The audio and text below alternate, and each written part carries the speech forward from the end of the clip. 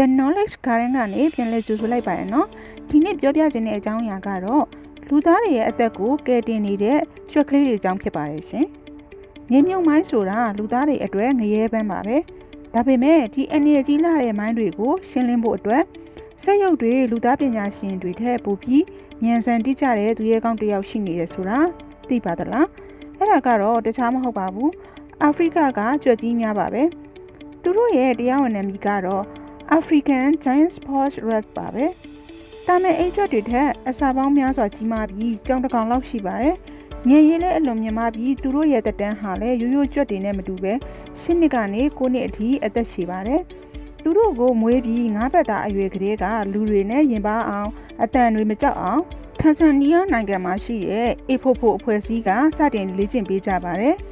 သူတို့ရဲ့သင်တန်းကာလဟာအကြမ်းမြင့်အားဖြင့်6လကနေ1နှစ်အထိကြာတတ်ပါတယ်သင်တန်းပြီးတဲ့အခါမှာမြေမြုပ်မိုင်းတွေအစစ်အမှန်မြုပ်ထားတဲ့ကွင်းပြင်မှာစောင့်မွေးပွဲဖြေရပါတယ်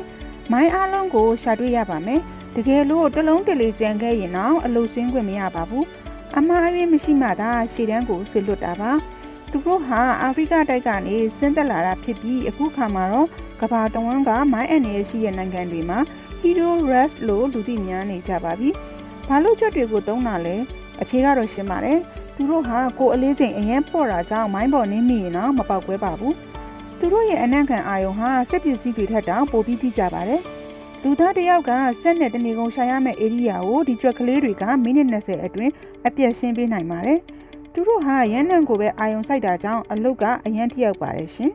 ဒီထဲကမှကျမတို့ရဲ့ရွှေစိတ်စုရှင်ကတော့မကာဝါဖြစ်ပါတယ်သူ့ရဲ့9နှစ်တာတက်တန်းအတွင်းမှာမြေမြုပ်မိုင်းပေါင်း82လုံးနဲ့မပေါက်ကွဲသေးတဲ့လက်နက်ခဲယမ်းပေါင်း28လုံးကိုရှာဖွေဖော်ထုတ်ပေးခဲ့လို့2020ခုနှစ်မှာပြည်ထိုင်နိုင်ငံအခြေစိုက် PDSA အဖွဲ့အစည်းကနေမကာဝါကိုရွှေတစိမ့်ချီးမြှင့်ခဲ့ပါတယ်။ဒါနဲ့မကသေးပါဘူး။ဒီကျွတ်လေးတွေဟာလူနာတွေရဲ့တွေးကိုအနံ့ခံယုံနဲ့ TB ရောဂါပိုးရှိမရှိကိုပါခွဲခြားပေးနိုင်ပါတယ်။ဆေးပညာလောကမှာသူတို့ဟာအသက်ပေါင်းများစွာကိုကယ်တင်ပေးနေတဲ့ဆရာဝန်လေးတွေလိုပါပဲ။